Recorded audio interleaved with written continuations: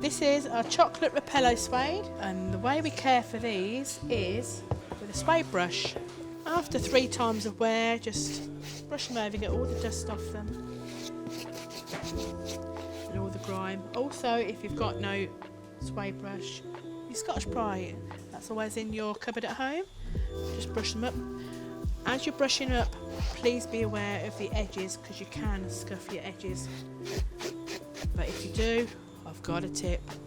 You get your rag, you get your whatever colour welt you've got, so it's a brown welt, a little bit of polish on your rag, and you go around your edge to bring the colour back in again,